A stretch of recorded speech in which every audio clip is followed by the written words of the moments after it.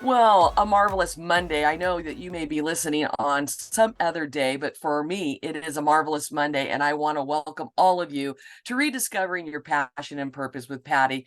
I am your host, Patty Stuhlin, and I am the Chief Pathfinder of Pathways with Patty.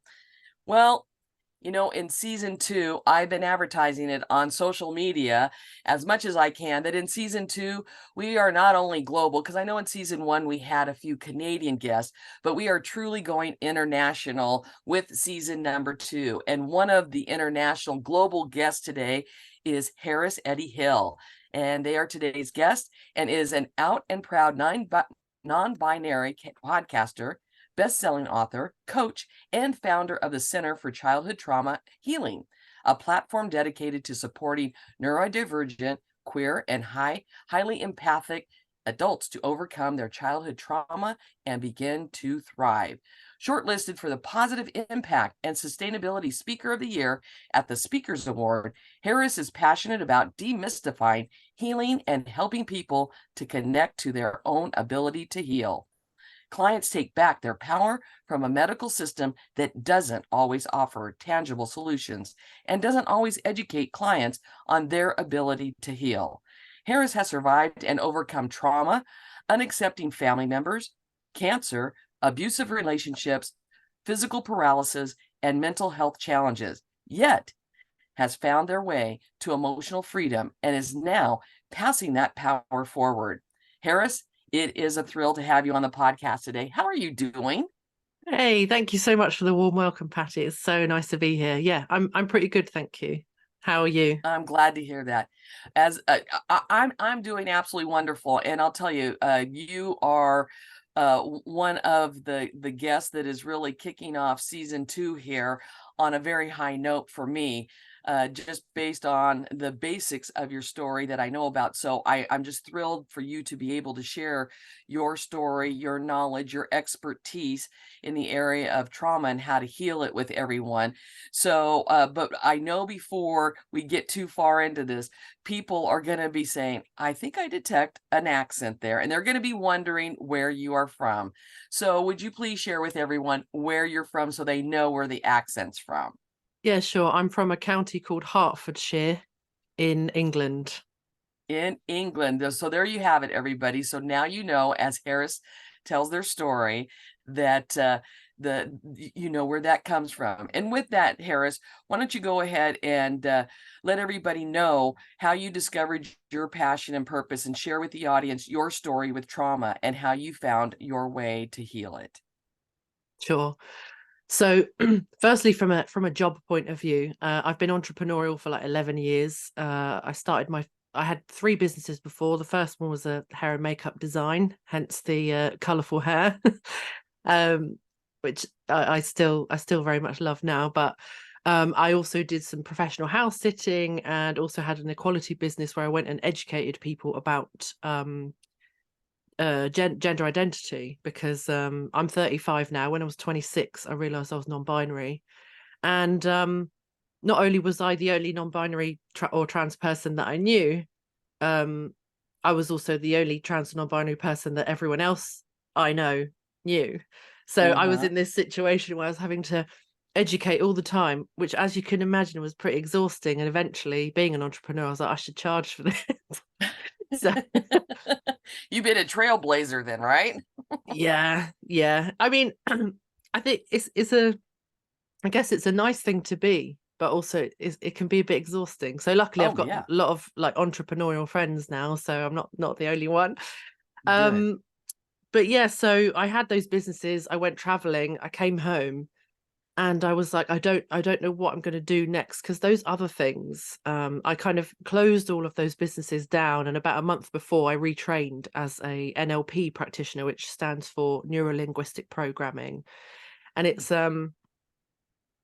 it's kind of like it's a coaching modality, some healing in there, and the idea is that you can work out what somebody's programming is in their brain and help them to change it in a way that they want to change it. So Oh, okay. it's very much an alternative thing. But anyway, so I trained in that, went traveling, came back, and it took me a while to work out what it was that I wanted to do next. Mm-hmm. And I worked for the NHS, the National Health Service, which is our healthcare service in the UK, Okay. and was coaching for them. And I was looking after everyday people. I was in charge. I was looking after about 4 different GP practices, Mm-hmm. and all of the sort of, you know, everyday people who belong to those practices and get their healthcare there. And they were coming along to talk about managing their diabetes, or to talk about their relationship with food, or to talk about their sort of mental health, or, you know, I was offering support in all these different ways. And the thing that came up in every single conversation with those patients who needed my support was Mm-hmm. childhood trauma. Oh. And so I started to, you know, for example, we'd talk about their relationship with food, and I'd try to help them become more mindful about what they were feeling right before they reached for the food, Mm-hmm. just to, you know, to get some just some sort of self-awareness going, and actually working out what it is that they're trying to do in the positive. You know, I'm trying to Uh-huh. protect myself from this or that. Mm-hmm. So, and it was always childhood trauma, you know. And the thing is that I didn't always I wasn't always aware of when they had used the words childhood trauma. So Mm-hmm. sometimes we would get like further down the line and I'd mention it and they'd be like, wait, do I have childhood trauma? And I'd be like, oh, whoops, I've got ADHD. So my memory sometimes well, it's a bit intermittent. So I would be like, oh, well, you know, we've been I was like, oh no, I've got to do this really gently now. It's like, well, we were talking about this and this, and that is you know, like people, you know, you were saying that you have people pleasing tendencies, you struggle to say no, like you keep dating the wrong people. Like Mm-hmm. those are quite like general signs that we would look for. And you know, you told me about what your dad was like, so I would say that it's a pretty good chance. And they'd be like, oh my goodness. And I was like, oh no, it was never my intention to kind of It put just my seemed to lead that direction, huh? yeah. And sometimes I was Wow. like, this is so obvious, like they're so open about what their parents were like, or what they went through, that I kind of feel like we're talking about the same thing, but they just haven't heard it labeled that way. And obviously it was never my intention to do that. Right. um but that did happen once or twice. And the thing is that when we got to the bottom of all of these things, I kept recommending all these books that helped me in my own healing. And it got to the point where I was doing this amazing work, and all these people were having the most amazing results with sort of being more engaged with their healthcare, and being more aware of what it is that they were facing, and why they was sort of they felt frustrated because they couldn't do the things that they wanted to do, like be more measured with their food or take their medication on time. Because a lot of people were like, well, they felt quite hopeless kind of about a new diagnosis or something like that. Mm-hmm. So it kind of turned into this very gentle introduction for all of these people. There was a couple who were already on this journey, but most of them weren't. And Mm-hmm. I'd sort of say, oh, there's a book I know that might help you with this. Do you like books? And they'd say, yeah, I'll read a book. So I'd just say, look, I'm just suggesting this, read it and just see what resonates. I'm not putting my spin on it whatsoever. I always try to be very careful not to do that. And they'd come back and go, you've hit the nail on the head every time. Oh my So gosh. yeah, so I was like, I'm really passionate about this. And actually, having worked inside the healthcare system and seeing what help was available for trauma survivors, it was very little, very, Right. very little. And I was like, I am passionate about this and I've been through it. And actually, I've really found that I love this work. It's hard, and there are times when people get very emotional. But I find it really fulfilling in a way that my work previously didn't involve this level of connection. And I just find it absolutely amazing, and help reminding people that they're not broken, that they've just been through something hard, and they're just dealing with the only strategy they had at the time is still working. It still hasn't changed. And then Mhm. once we change that to something that's more helpful for them, then they're happier, you know. Do you think that the reason there's so little information or literature out there is because it's so taboo, and people don't want to admit that they do have that childhood trauma, or they think that, like you mentioned, the thing about the food, they figure by masking it either with food or alcohol or drugs or whatever the case may be, that's gonna solve the problem or the issue. But do you think that the lack of information is because people are embarrassed, or why do you think that there is so little literature and information out there? Well, there's a few different answers to this. The first one that I hear a lot from the patients themselves, or the clients, is, but I love my mum and dad, and like they're nice, they're good people. And Hmm. I think a lot of people think that having childhood trauma means that your parents didn't do their best, or that they're not lovely people. And that's not the Hmm. case at all. You know, Okay. childhood trauma, the majority of the time, happens in families where people do love each other. Um, and where people did try their best, and a lot of it's generational, or they did, you know, your parents might have had the tools at the time to know that what they were doing was harmful. They probably, you know, most parents, I think that what they're doing makes sense, and they're doing their best. So, Right. you know, I think a lot of people out of guilt struggle to go there. And then Okay. the other things, for example, psychology as a practice is a very new practice in terms of Western medicine. It's Mhm. still not not a very accurate practice. Even people who go and get diagnosed for all sorts of, you know, more serious mental health um, disorders and things like that, it's really common to get misdiagnosed, and it's still a very early practice. Okay. Another thing is that the history of mental health is very medicalized. Hmm. And, you know, I'm very pro science. I love all of that stuff. But in my experience, if you've been very, very conditioned by training to be in the medical world, that often will train a lot of the kind of emotional stuff out of you for very good reason, because you can't be too emotional. You've got to be really, really know what you're doing from a very Hmm. logical point of view. You know, if you're you know, if you think, oh, this patient might have cancer, we should test them for that. It can't be an emotional thing. You can't get drawn in. You've as a doctor or surgeon, Sure. and maybe even a nurse, it has to be that way. Hmm. However, I think that kind of medical this isn't a conspiracy thing. This is just how it feels to me. Um, Yes. Yes. that kind of medical machine and giant is very, you know, it's very steeped in, um, you know, unfortunately, it's informed by a lot of racism and Mm. exclusion, and a lot of kind of training that emotional stuff out of people. As I said, for Hmm. good reason, but there is a deficit there. Right. And as such, I think it's very difficult for that industry that feels that it has a monopoly on healthcare in general to then be able to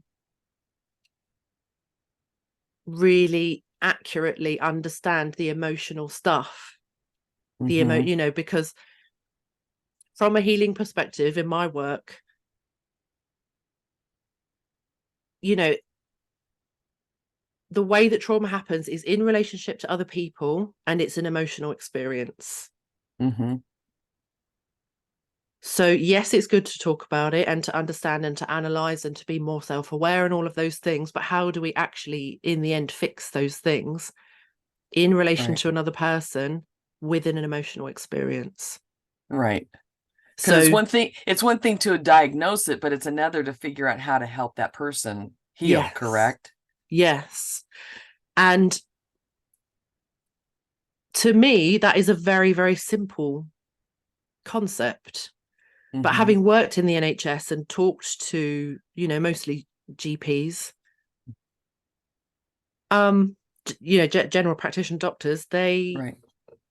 for example, I was shadowing a GP in my induction to my job, and we had a patient come in, and she'd come to talk about like reviewing medication or something just very functional.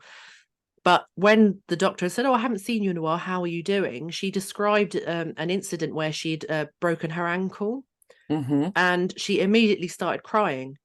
And after she left, the doctor said, what did you notice? I said, well, I think, it's been 6 months now. She's still very emotional about the accident. So I would really love to work with her to see if we can process that emotion, that's that high charge that's still there. Mm-hmm. She said, wow, that is really perceptive of you. And I thought she was fucking crying. I don't think it's wizardry. I was like, Right. we You both we both can see, we both could hear her. She was crying. It was very obvious, you didn't need a medical degree to see that. Yeah, yeah. So I kind of, so there's that side of things. And the last thing that I will mention is that I think being in a position of great responsibility when you're working with somebody, especially someone who's vulnerable and had trauma and stuff, is absolutely a big responsibility. Oh, yes. And so far, the people that we think to go to, especially in the Western world, especially if we're not religious or anything like that, Mm-hmm. is that we would go to a mental health person who, a psychologist, psychiatrist, or a therapist, which is Mm-hmm. totally fine. I'm not saying, I encourage people to do that.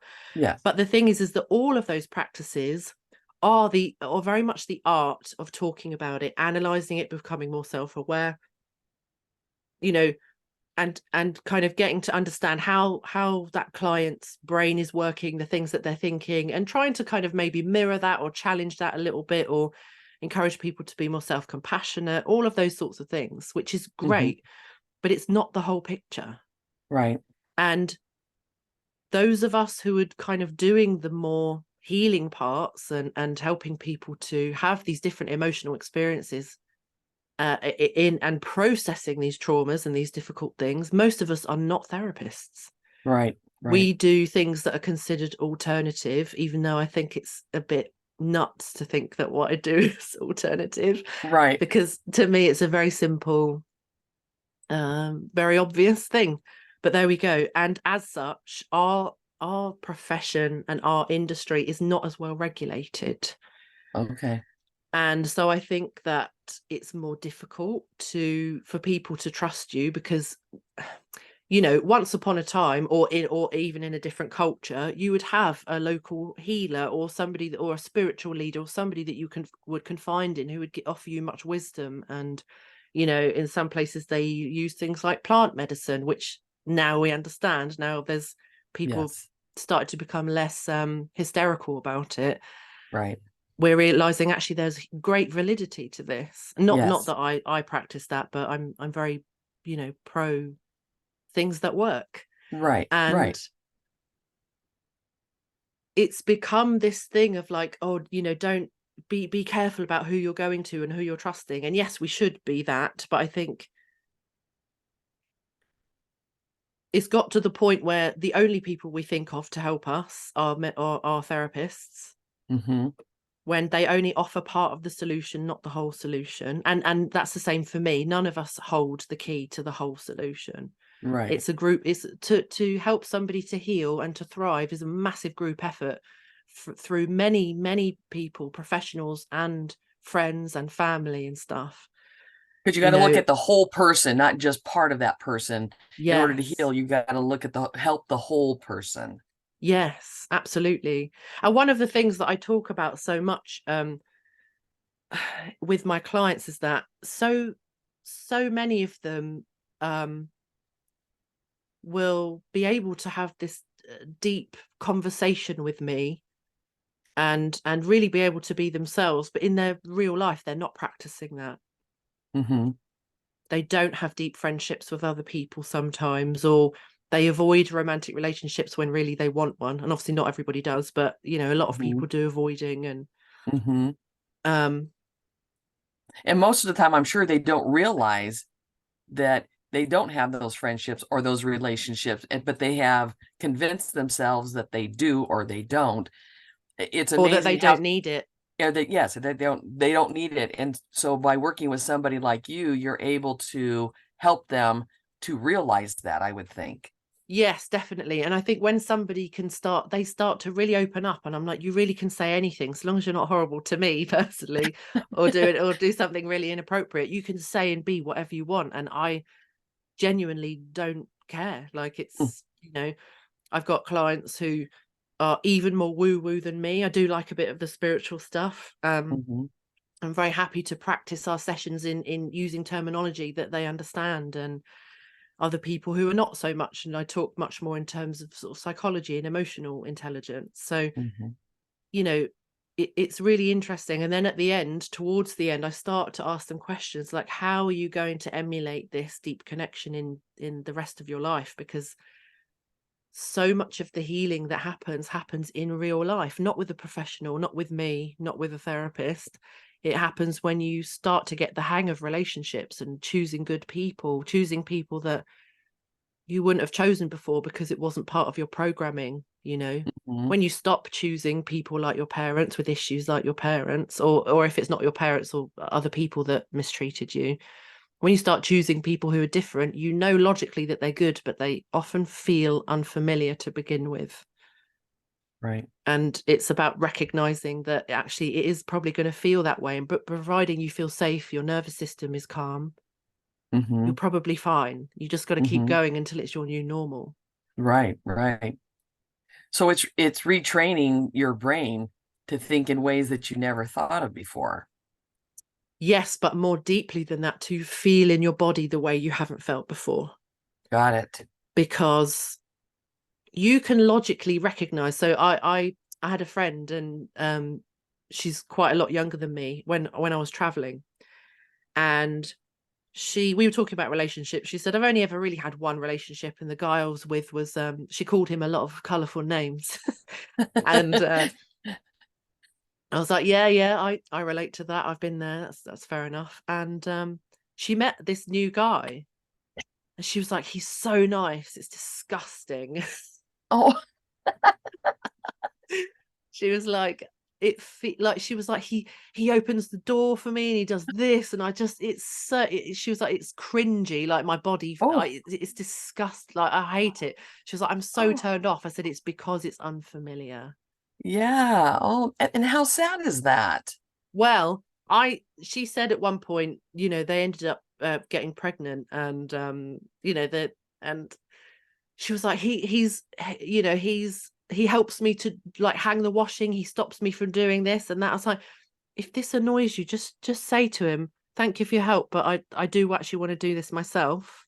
Mm-hmm. She's like, oh, I can say that. I was like, yeah, you can say whatever you want, just don't be mean, but you can say what you want. She was like, oh, I hadn't thought of that. So Oh, she did that, and she came back and said, oh, it works. I said to him, thank you, but I don't want you to do that. And he was like, oh, no problem. And now they've been together for years and they're on their fourth pregnancy. oh my goodness. Now, was that just because she just wasn't used to people being kind to her? Yeah, she comes from a particular part of the world where it's very rough. Everybody, you know, you have to be very assertive, very independent. Mm-hmm. Um, you know, people being sweet and soft was not what she was used to. She was like, I don't get what this is. I was like, Mm. it's good, actually. It's healthy. This is what I said to her, all of the things that you used to complain about when you were with the last one, what were they? And she was like, oh yeah, yeah, it was. I was like, all the things that he is, and she's like, yeah. Oh, So the thing is, it's not, I think, until you have somebody to actually help you through this, often you do end up with the wrong people over and over again, friends or partners or whatever, or you stay in contact with family members who just violate your boundaries all the time or make you uncomfortable or Mm-hmm. say mean things or are disrespectful. But it's because it's normal to you, like your brain and your body, like that's what you know, that's what feels familiar, even though it's unpleasant. Right. So actually getting through, I don't think it takes very long, but I think in getting through experience something good is actually very hard, and in your body it feels can feel really unpleasant. Well, um and I think through all that trauma too, don't we build up a wall, an imaginary wall that we feel keeps us safe, protects us, and the thought of sharing our story or revealing it to somebody else, then that means we have to start breaking down that wall. And because that's what's protecting us, has been protecting us for so long, I think our body physically and mentally does not want to let go of that, does it? you get some of that, but okay, this is where attachment comes in, because I think, and things like codependency, because some people's reaction to trauma is to become hyper independent. I don't need anybody. Mm-hmm. um I don't rely on anyone. That's one version. I mean, you can be lots of versions, but one of the other common ones is to overshare, be overly available, Mm-hmm. to almost not have boundaries there. Like you're too giving, you're too available, you're Wow. too nice, there's no, if somebody wants to start a relationship really fast, you just go with it, even if you feel uncomfortable. There's a lot of Mm-hmm. people pleasing, and kind of almost no, there's almost no separation between you and other people.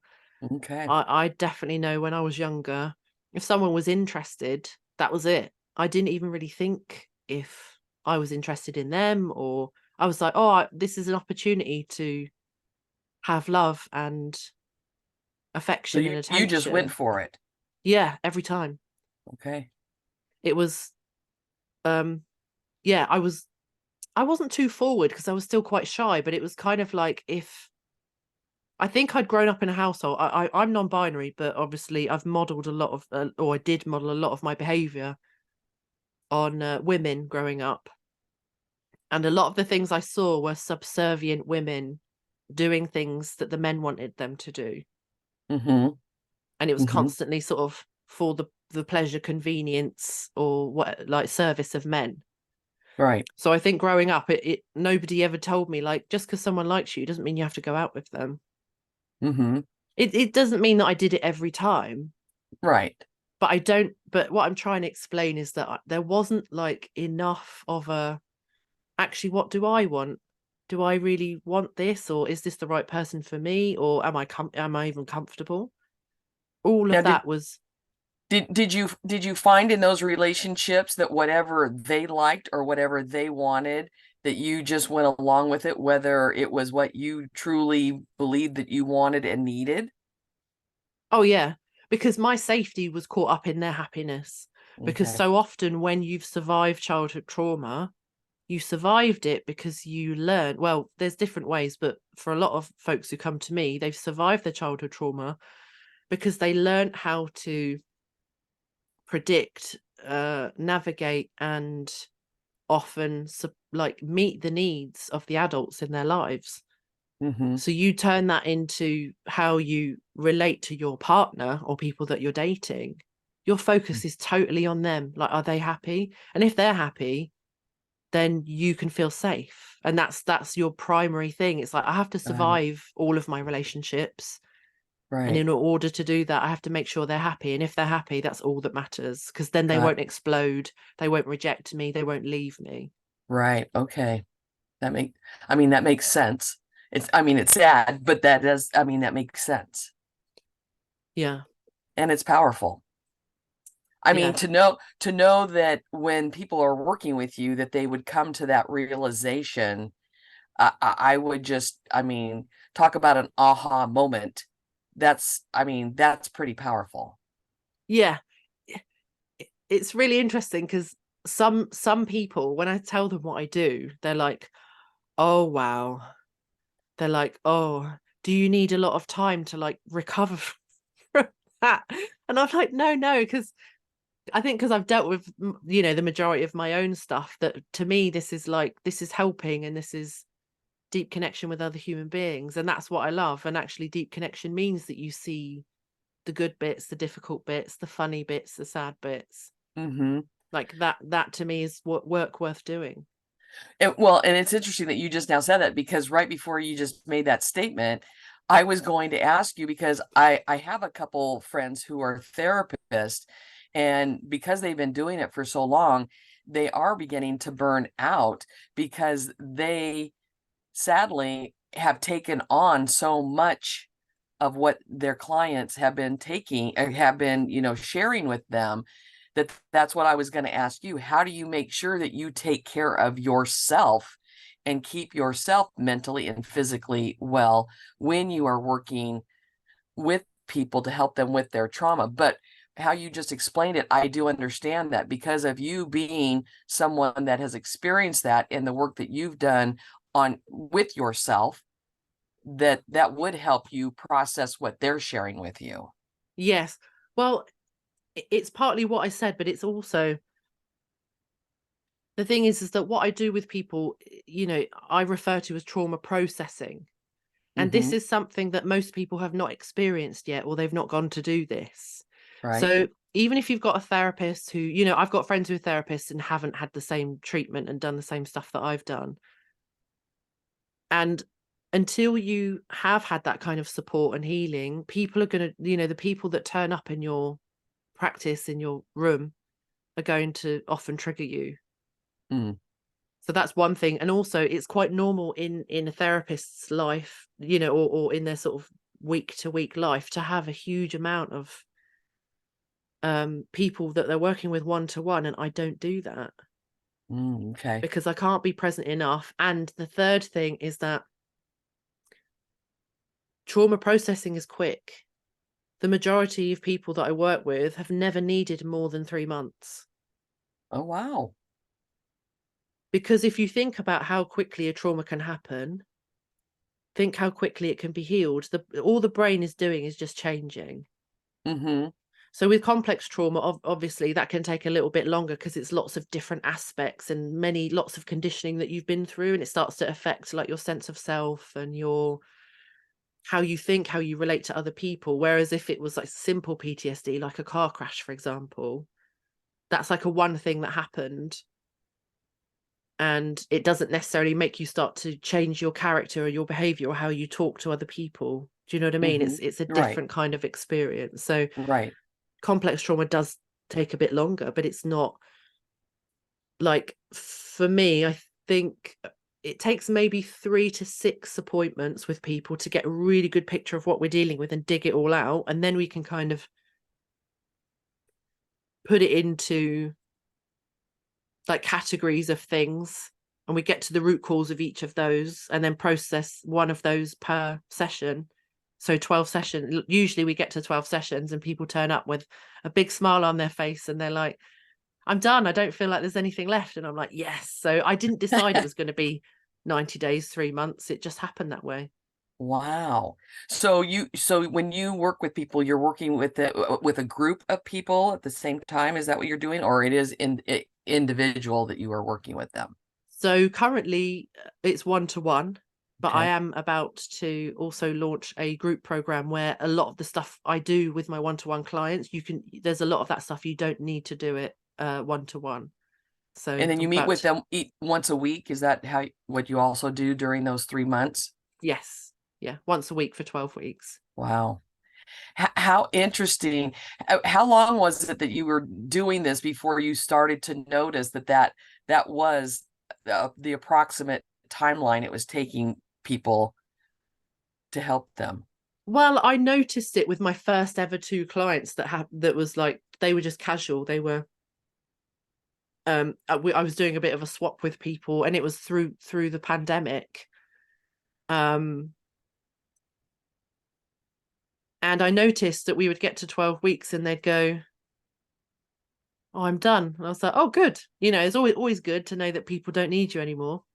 And I was like, oh, okay. And then I started doing the same again this year, and the same thing was happening. 12 weeks, and people were like, oh, I'm done now. And I started to expect it. So Wow. it's quick. That, I mean, that's pretty amazing I mean, because if you try to create, okay, this is going to be a 3-month program, because most people that have, are life coaches or whatever, okay, in this 6 weeks or this 3 months, but you didn't do that. It's just whatever it takes them. And to know that that's pretty much the time span for that, that tells me that you are really doing a marvelous job with how you handle each one of the sessions when you work with them, for it to pretty much just on its own to be that timeline. Thank you. Well, I hope so. I think so much of what I do is intuitive. I'm just listening to what people are saying and just sort of like really getting a picture, like as quickly as I can, of where this is coming from. And, you know, I mean, it's probably a bit annoying, but it works. Like sometimes Obviously, people, it yeah. can't be that annoying if it's working, right? Well, no, it's not. But there are just moments where I'm kind of laughing at myself because, you know, someone will say, you know, for example, this thing happened in my 20s and this is how I felt about it. And decades later, I'm still feeling very strongly. Every time I think about this, I feel very emotional and I'm upset. And I'm like, is that the first time someone, I don't know, spoke to you that way or did this thing? And they're like, yeah. And intuitively, my energy's going, their mum did that as well. And but I don't, and I'm like, is Mm-hmm. that definitely the first time? Mm-hmm. And they'll sit and think about it and they go, actually, no, it wasn't. My mum did that to me when I was like 5. And I was like, there it is. Mm-hmm. So Wow. Now, do you feel that with each person, because every person is different and their trauma is different, because of you mentioning your empathic abilities, do you feel that that is what is primarily guiding you through each of these sessions with each one of your clients? no, I think it's a really big mixture, and I think it's important to have a big mixture. So for the past 10 years, I've been studying psychology, healthy relationships, emotional well-being, all of that sort of thing. So I think if I didn't have all of that knowledge, when people were Mm-hmm. experiencing a thing, I wouldn't even know in my own brain how to categorize that or what to call that, let alone be able to educate the client as well. Because Right. a lot of a really good habit I picked up from my work in the NHS was that after every session, I would send, you know, together, me and the patient would come up with something to support our learning or to continue their development in the following week until their next appointment. So what people are doing with me, I've often got a resource to support a particular learning.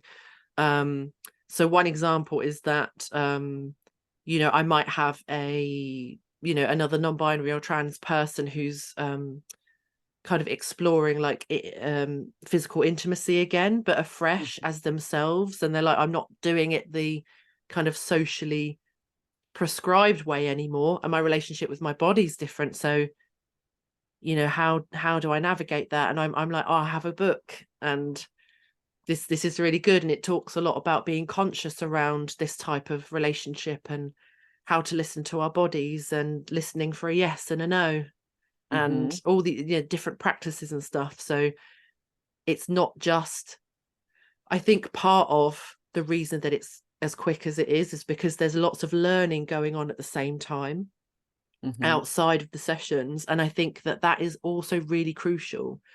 And it's another thing that I want my clients to get out of it that they often don't get out of therapy, because I think sometimes there's this feeling of like, well, I'm the professional, I'm the mental health person, so I'm just going to help this person with what they've asked for. Right. Whereas for me, I want my clients to know what to call things, to know what is the name of it when people behave that way, and what does that look like? How does it feel? What actually do I want that, or do I want the different version? And this is what the healthy version is called. Mm-hmm. So there's a lot of education that goes on as well, so that people Sure. have the answers. And even if they did need to come back to me or somebody else, they would get to the answer of it very quickly. They don't need to spend a year going like, oh, why do I keep dating the wrong people? And Right. someone's going, why do you think it is? Whereas Yes. I turn around and say, well, listen, I've got these 4 books. They teach you, like, it helps you to build a framework. What does healthy look like? And what does it feel like? And actually, now we've got a name for it. Have you experienced that healthy thing before? And they're like, yes, I have a friend who does this. And I'm like, yay. So you do know what it is. You want more of that. And they're like, I can do that. I know what that looks like. So Right.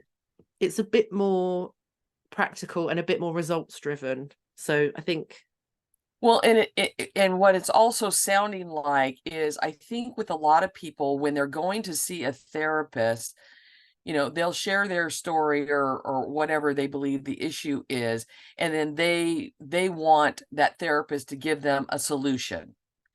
And it sounds like what you are doing is, once they are sharing these things based on the questions that you are asking, but you're giving them the resources and the tools then to be able to discover also on their own. It's not like just giving them a drug and saying, here, take 2 of these each night before you go to bed and you'll be better.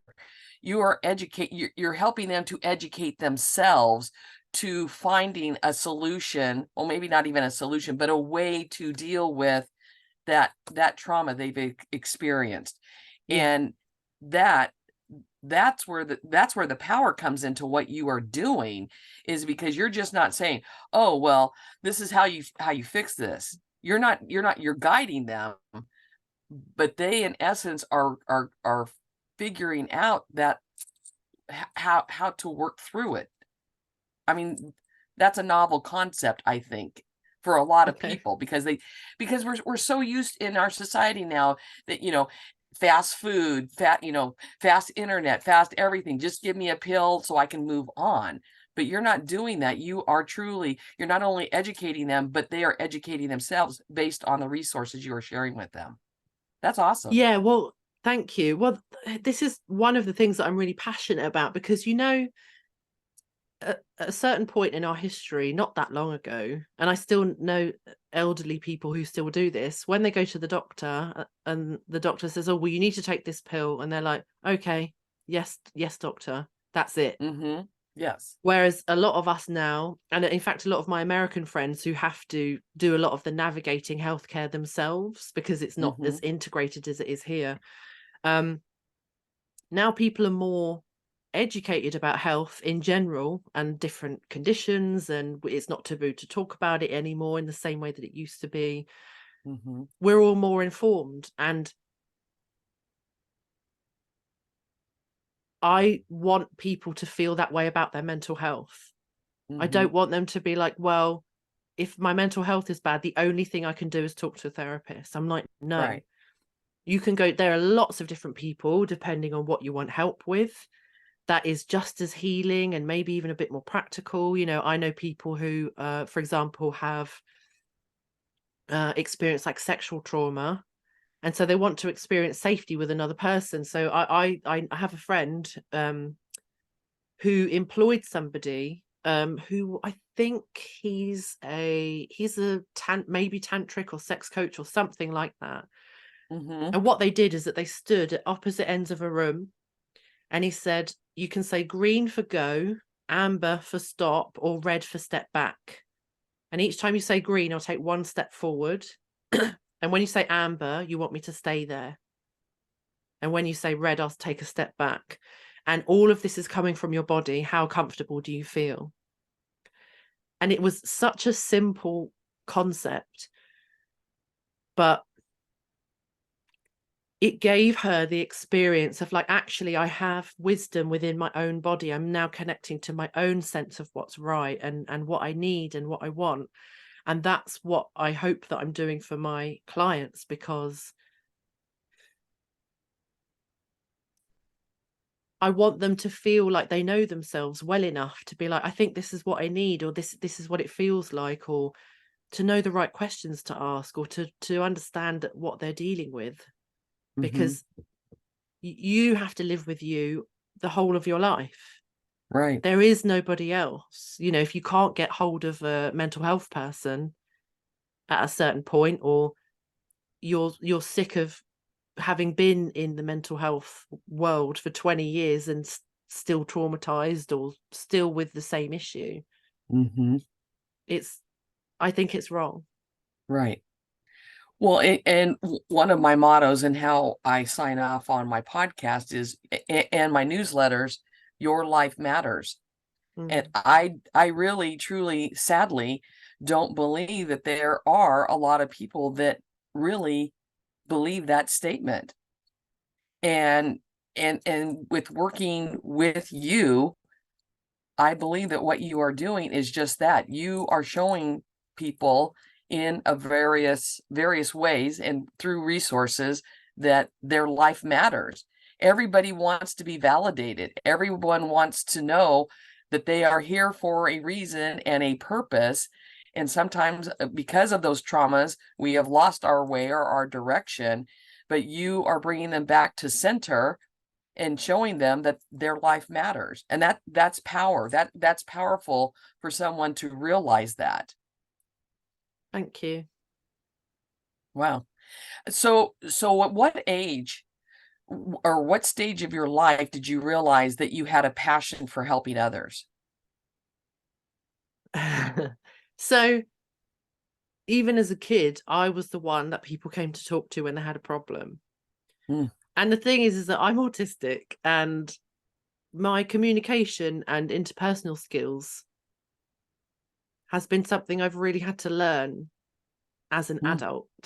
It mm. wasn't, I wasn't a nightmare before, but it was just, if there wasn't like an organic thing that happened, then it just didn't happen. And I was like, I don't really know what to do with this. Uh-huh. Um, so, and yet, I spent my childhood and into my 20s of being very much lent on by other people, Mm-hmm. and being like, I don't really know what to say to you.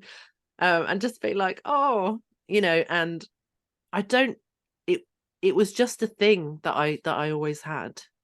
Mm-hmm. And then I think when I was in secondary school, which is ages 11 to 18 here, Mm-hmm.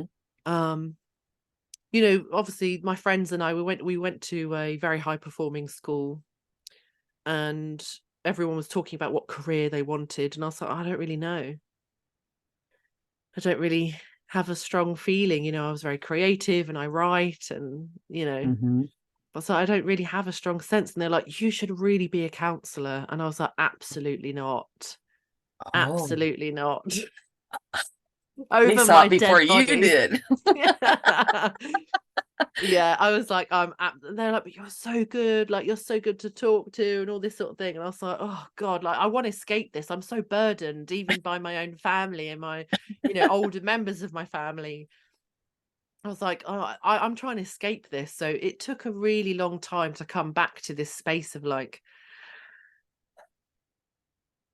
not only am I good at this, but I'm actually starting to enjoy it. I think the more healed I became and the more boundaried I became, I then found that once I was having conversations that I consented to, Mm-hmm. I was like, oh, this is actually really good. Mm, And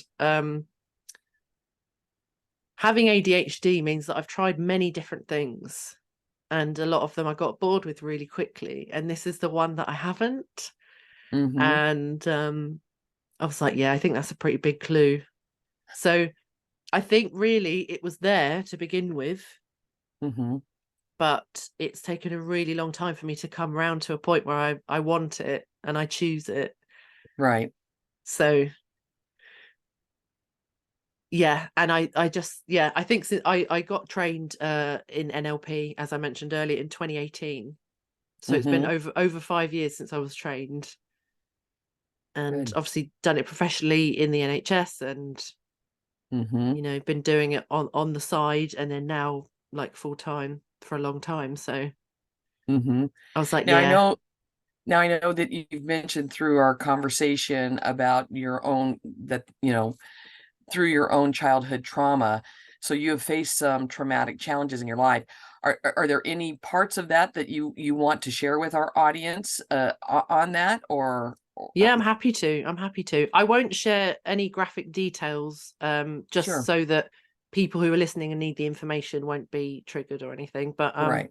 I will just mention the headlines. So, Mm-hmm. the first time I was sexually assaulted by a man, I was 10 years old.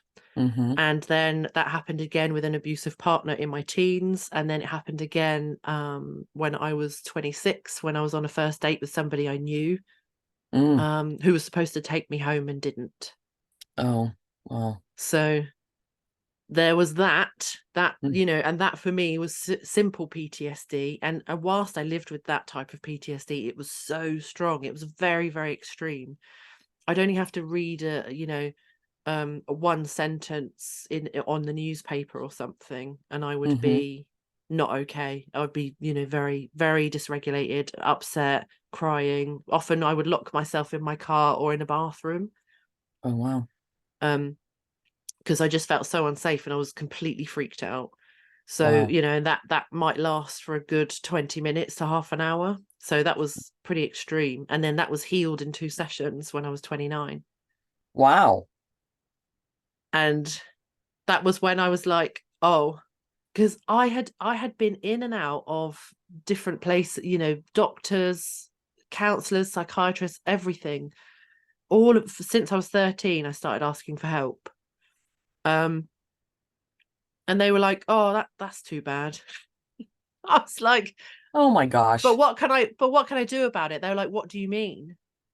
I was like, well, how can I make this better? And they were like, I don't get what you're saying. It was like I was speaking a different language. And then obviously then I got it treated so quickly. And I was like, this is insane. This is absolute madness. And I think this is where a little bit of my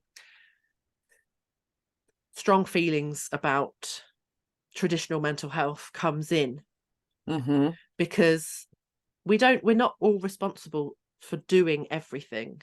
We our job and our area and what's within our scope is perfectly okay. Mm-hmm. But I think where the problem comes in is that it's not even acknowledged that other modalities, other people who can help exist, and that other solutions are out there. Mm-hmm. And I think people are very tied to how they've been trained and very opposed to anything else a lot of the time. So that was the simple PTSD. So I had that treated when I was 29. Okay. The following year is when I trained myself as a coach. And then I went traveling that year at the end of 2018. And I came back a little over a year later after having a breakdown. I went back to my therapist and said, I'm still not okay. Like something's wrong. And I don't have the words for it, but it comes up and I recognize that there's a pattern here, but I don't have the words for it. I don't know what it's called. I Mm-hmm. feel it. I've identified where it is in my body and when it comes up, and I recognize it every single time. But I don't know what it's called. But I think it must be trauma from what I could work out. Like, can you help me? And in the gap of then, from the last time I went to see her, she had done her master's in traumatology. Oh, wow. So I went back. We did this very long assessment that took bloody ages. And at the end, she went, right, you have complex PTSD. And I was like, right, okay. So Wow. as a result of upbringing and family generational trauma, all this different stuff. And it was hard to hear that. And at the same time, I was relieved. I was like, I'm not imagining this. I now have a name for it. So now Right. I can actually start the process of knowing, like actually dealing with it. Mm-hmm. And again, that process took several months. And so much of the modalities that she used to help me to actually process my trauma by helping my brain to have different emotional experiences to, finish off that trauma memory or loop or whatever, Mm-hmm. um, was exactly the same as my NLP. So much of it's been taken from NLP, which is what I'm trained in. So I was like, oh, so I actually have the tools to do this. They really, they really do work. So, I'm trying to think of, okay, so is that what you mean in your bio where it talks about neurodivergent? What exactly is that? What does Oh, Go so ahead. neurodivergence So neurodivergence is anything that means that your brain is different. So it could be ADHD, autism, dyslexia, dyspraxia, anything under that umbrella. Some people also consider trauma a type of neurodivergence because it does change your brain. But Okay. given that you can recover from it and it's an adaptive condition, Okay. I don't know if it definitely is that. I tend to think of neurodivergence as an organic thing that you're born with, Mm-hmm. and that's just how you are. Yeah. So through the traumas that you have experienced, not just childhood, but through your teens and into adulthood, did you happen to find that at any point during that timeline that you lost your passion and purpose?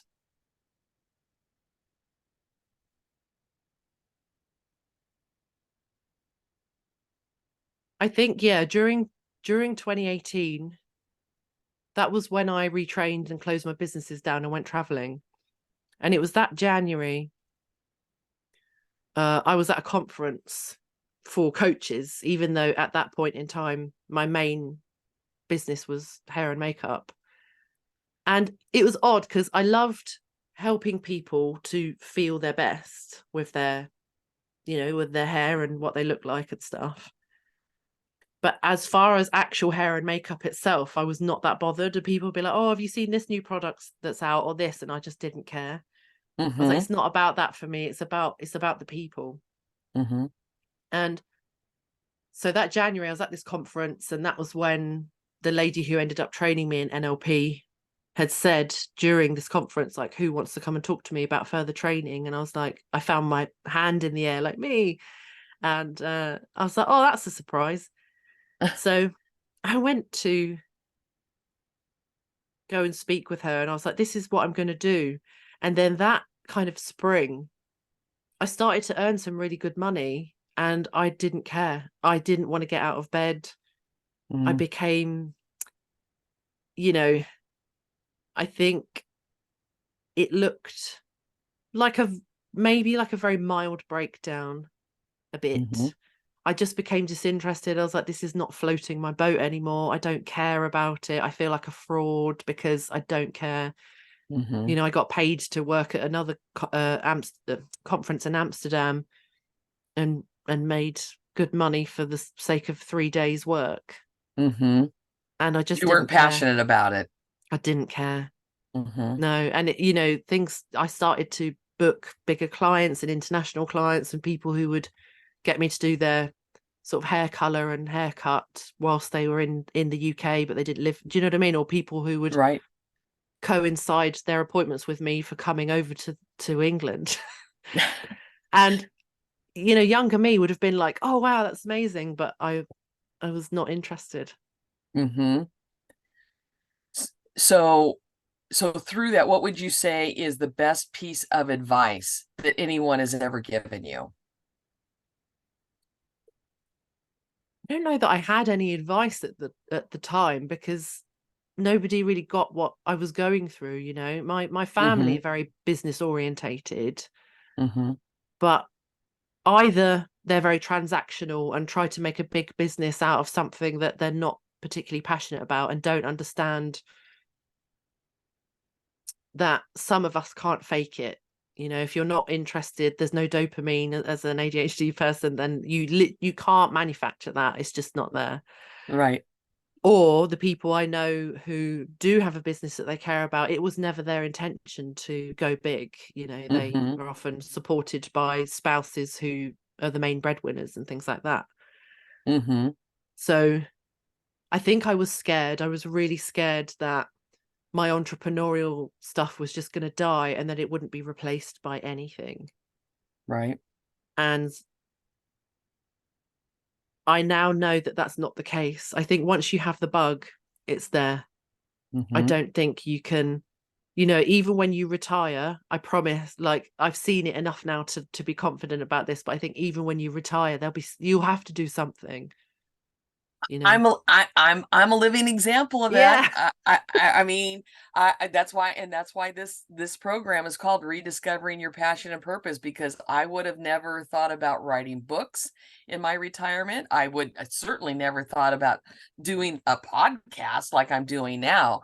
But I mean, isn't that exciting to know that no matter what phase of life that you are, rediscovering your passion and purpose, it's what keeps you going, and it's what makes life exciting.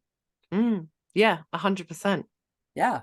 And that's cool to know that the unexpected can be okay, and it can work out in ways that you never imagined.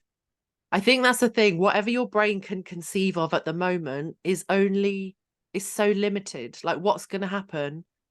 If you'd have told me, don't worry, when you close all your businesses down and sell your furniture and move to Australia, when you come back, you'll be twice published and this will happen and that will happen, I'd have been like, oh, thank goodness for that. That's fine. But I didn't know. Nobody told me. I just had to Right. trust. Yes. Yeah. I cannot remember who said the quote, but it was something about if your dreams don't scare you a little bit, they're not big enough. Yes. And I think for the most part, all of us, including myself, we think that we're dreaming big, but in reality, we're keeping it safe and we're keeping it small. And uh, just something that just happened to me a couple days ago when I was in Canada.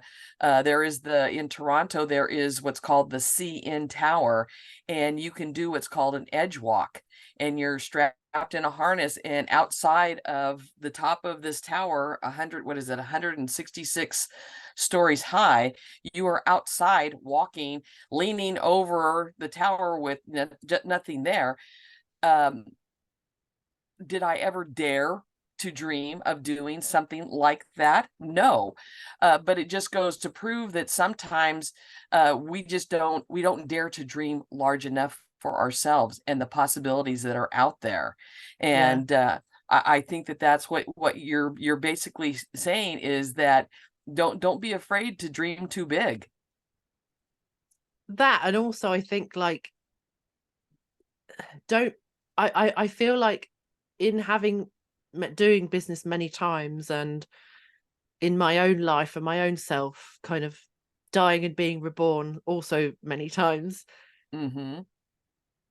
I find it very hard to surrender. But I think in doing that, actually, and even I think it's okay to dream, but I think you've got to keep it a bit loose, because I think the moment that you stop trying to have this control, like I often think of like dreams and wants as like this little kitten, and you've kind of got to hold it really delicately, because it's and give it space to grow and to become the Mm. thing that it's going to become, because otherwise you might love it and care about it, but if you just like squeeze it too tight, its little eyes are Yes. bulging out and you're not going to allow it to do what it's going to do.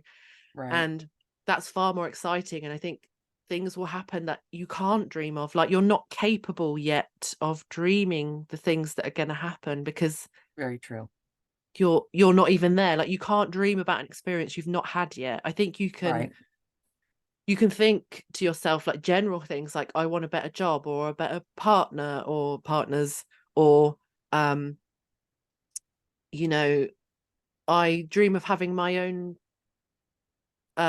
business one day, or of having a family or whatever. But if you get like really too specific about it, and you're like, it has to happen specifically this way, otherwise I'm going to be Right. really hacked off and like really disappointed, and it's just, unless it happens exactly this way, it's going to be rubbish and it's not worth doing, and you have to Right. be And really. you are setting yourself up for failure and major disappointment when you do that. You're absolutely correct on that. Yeah, Yes. I think this is where, there's a lot of talk in recent years about things like manifesting. I love all of that. I think it's very can be used in a very positive and fun way, and I think that's the point of it, right? To have fun Mm-hmm. with things. Mm-hmm. But I think that, especially if you've had a lot of traumas, a lot of your safety comes from control and over planning, and like, things are going to happen specifically this way. Mm-hmm. And I think it can be much more difficult to sit with the possibilities if it feels too chaotic or too unpredictable. Right. And it's amazing. I don't know, are you a fan of manifesting and woo things You particularly? know, it's one, I mean, I definitely believe in karma, Mhm. and what you put out in the world, you get back. And the manifestation part of it is something that I really only started hearing more about within the past year because of this new venture of me starting my business and all of that sort of thing. Before then, uh, during my years of teaching, the thing that I had been taught from an early age was setting goals for your life and then, working. And whether some people want to call that manifestation, in vision boards, that part I understand. Manifestation, I'm still looking at that. And I know that Okay. many of my friends, that is the key to everything with them. And so I think there's validation to all of it, and it is interesting, but I wouldn't say that I'm 100%. And I think part of that too is because of my faith in God and my Christian beliefs on, I think that is a big part of how I see my life moving forward, I've got because it you. isn't because I keep forgetting I'm not in charge here. I want to believe that I'm in charge, and then God has a good laugh and says, "Yeah, Patty, right. You keep thinking that you're in charge," because I never understand. It's like, well, why am I doing this, and why is this happening? And sometimes it just happens. And my thing is about when it happens, whether it, because every choice we make has a consequence. And whether it's a good consequence or bad, I have not always made the wisest choices. It's learning the lesson. If I need to have a pity party, have the pity party. Don't pitch a tent there. Learn from it and move forward. That's Mhm. how I look at things. And things do manifest out of that. Would I like to win the lotto? Yeah, but I'm not so sure by manifesting that that's going to happen. But Yeah, I'm yeah. I'm not going to put anybody down if that's what they want to believe in. You Sure. go for it. If that's what makes you happy, go for Okay. it. Okay. So what I was going to say, and I'll put this in terms that are sort of more aligned to you, is that in terms of my work, the thing that trauma survivors struggle a lot with is long-term thinking. Mm-hmm. Okay. If I was talking to a manifestation like raving fan, then I would say that trauma inhibits your ability to be in a different state of mind, or the Mm. state of mind that you're looking for. And that's either way, that's why the work is so important. If you're looking forward in your life and struggling to either envisage that there is a future at all, Mm-hmm. or to even hope for more, because trauma is such a protective thing. I know that people get angry about it because if it's left untreated and you don't have the support, it can ruin, relationships, and Sure. um make it, for some people it makes it very difficult for them to go to work. Some people tell me, like, as a result of my trauma I've developed fibromyalgia, things like that. Mm-hmm. um Obviously that's not for me to comment on, but that's what they tell me. Right. And it massively affects long-term thinking. And a really magical thing that happens when you heal your trauma is that you often forget that you had it. So when I Mm. come on to talk, so I was going to say, I got sidetracked earlier by myself and didn't give any examples of childhood trauma, and I'm happy to do that. But when you get rid of it, it's often that you forget that you had it. Like, I remember sessions that I've had with people, but I have no idea what we talked about, because what we healed is no longer A alive part of the in me. equation. Right. No. And I have to think really hard. Sometimes I'm like, oh, I think I was talking about my parents that time. Or sometimes I'm like, oh, I think it was maybe to do with money or something. But it's so vague, like it's literally gone. And so much of your thinking then becomes like present moment. And then you think about the future and all the things you want. It used to fill me with terror when I was younger. I couldn't think about anything long term. Everything was in the moment, like to survive the moment, the day, the week. Mm-hmm.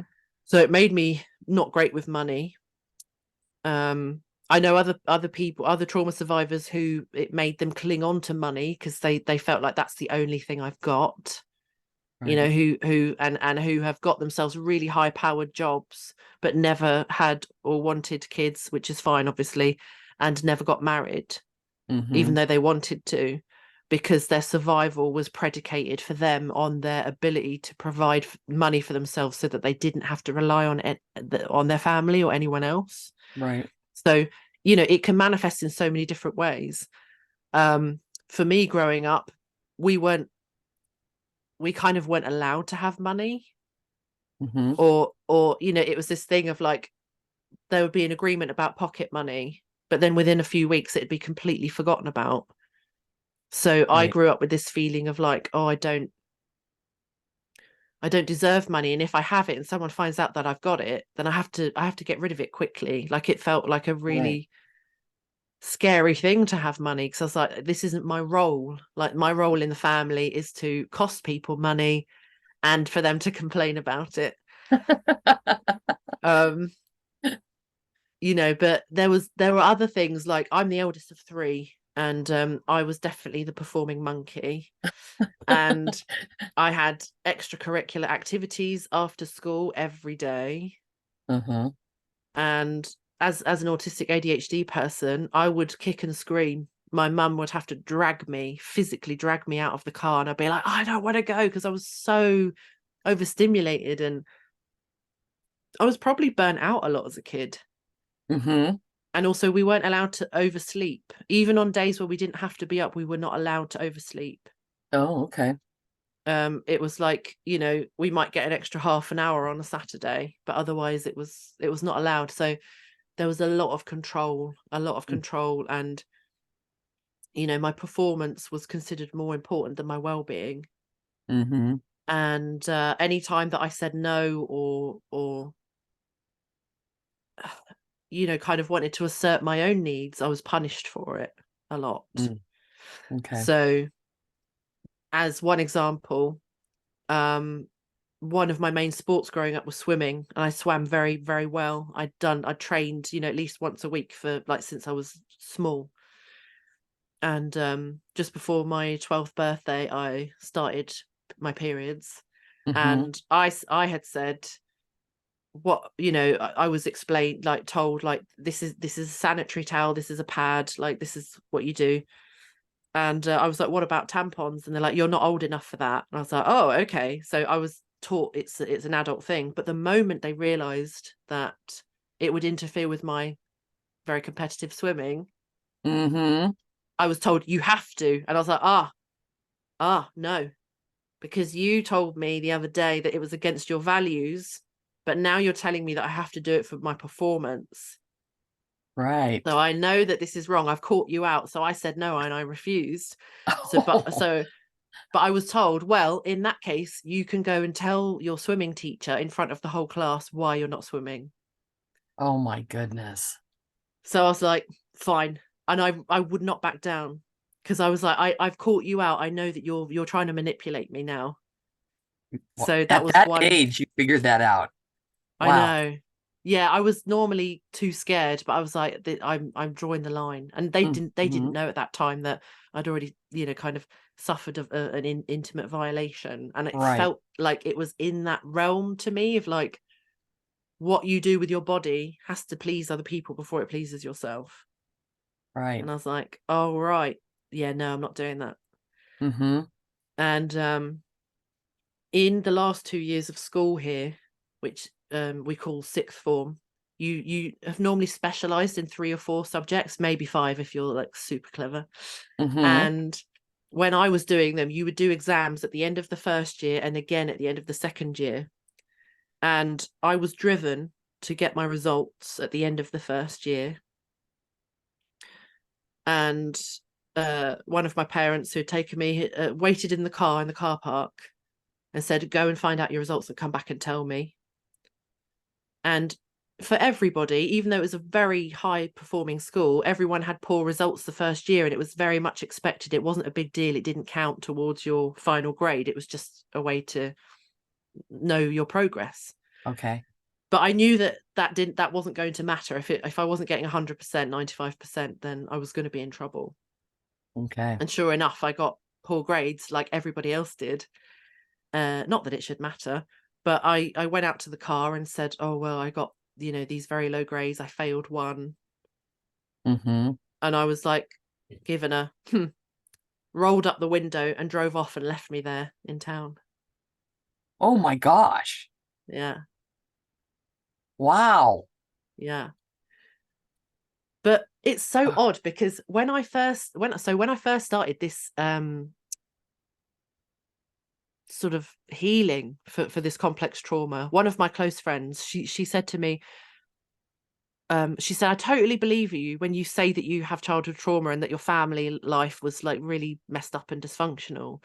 She said, but I have no picture of what that is.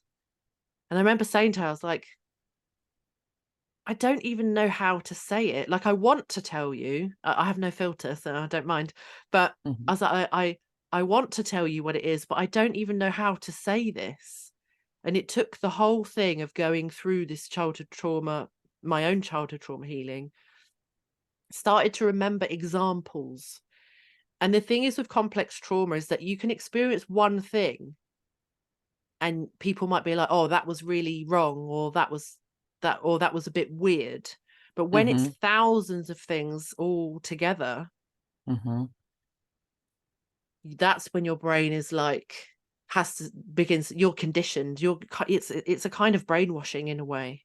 Right, right, It's teaching you to kind of jump through hoops and be careful with every footstep you take, everywhere you tread. And it becomes this kind of anxiety and this like, I can't safely exist. I have to, every moment that I'm awake, I have to be aware of every single little thing that I'm doing in case it upsets somebody or in case it's not wanted. right. And it's years of treading on eggshells is really psychologically damaging.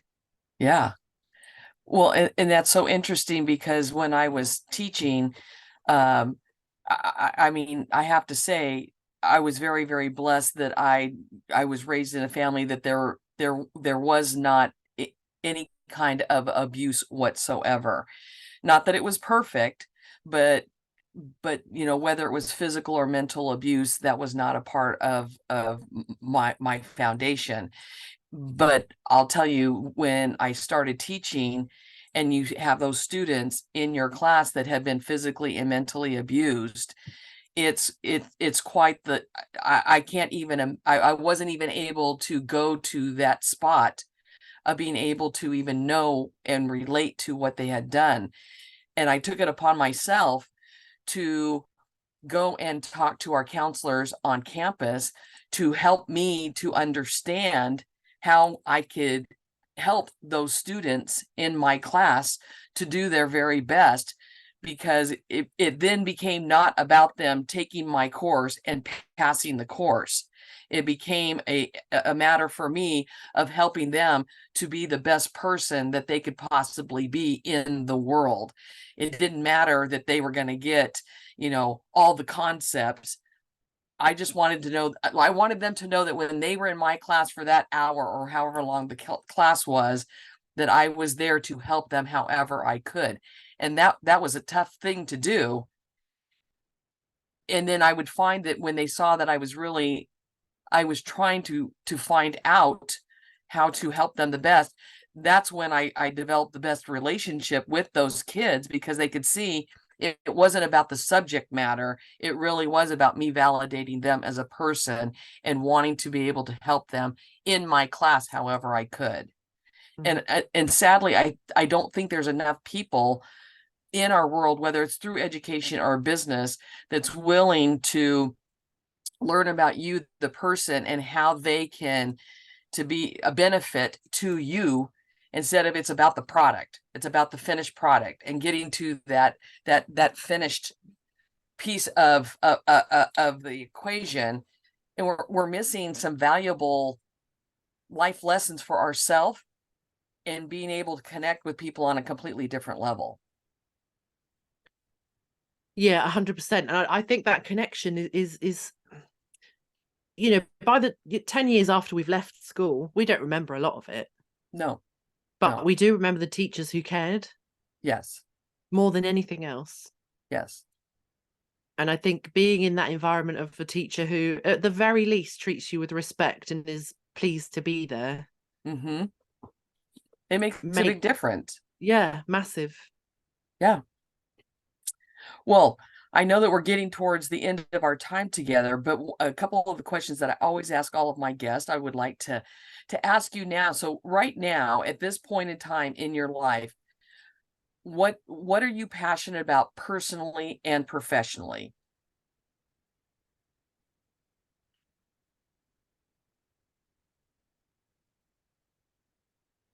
I think it's got to be deep connection.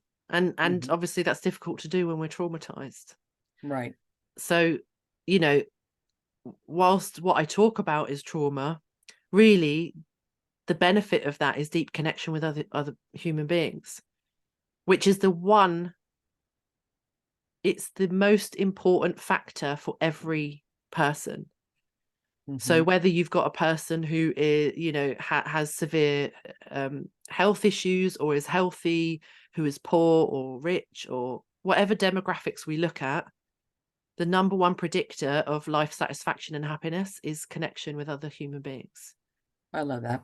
Yes. So Yeah. yeah, that's Now, what would you say right now, currently, your purpose is personally and professionally?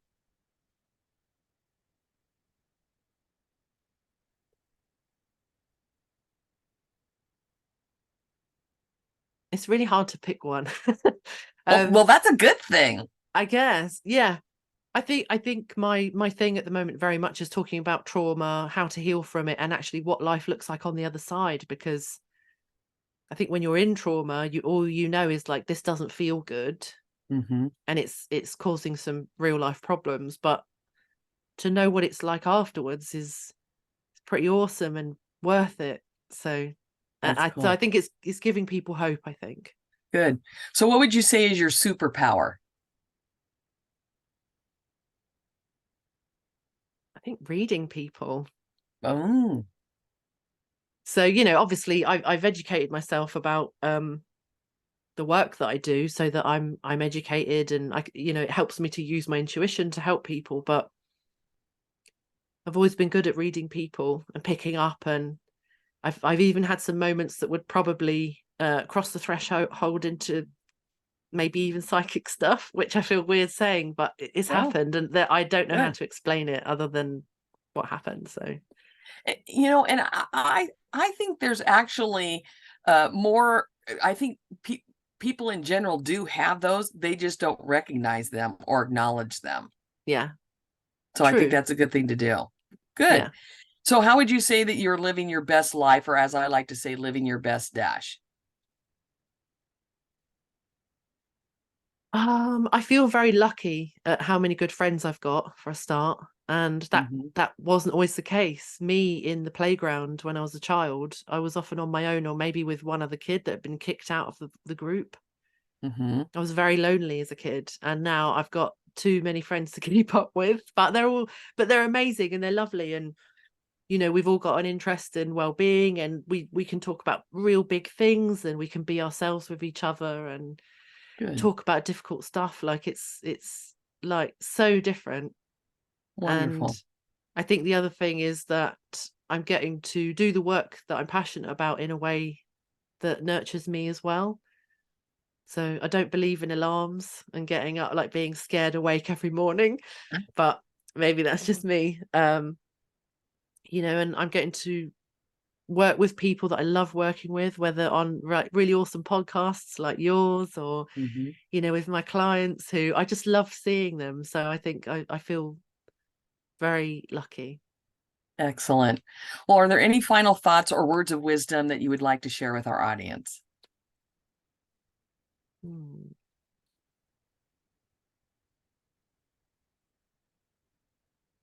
I don't know why I'm saying this, so I'm guessing that someone needs to hear it. But one of the questions I get asked all the time is, when in relation to other people, whether that's our partner or friends, our family, anybody, is when we is this question around, am I in the wrong? Am I being oversensitive, or is that person being unkind or doing something wrong?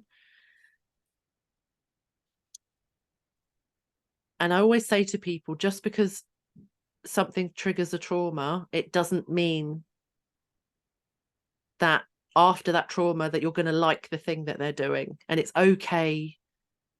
Like, not everything's about trauma. Like, whether you've got trauma or you've not got trauma, there's still going to be things that you don't like or that you don't find acceptable or that just don't suit you. So I think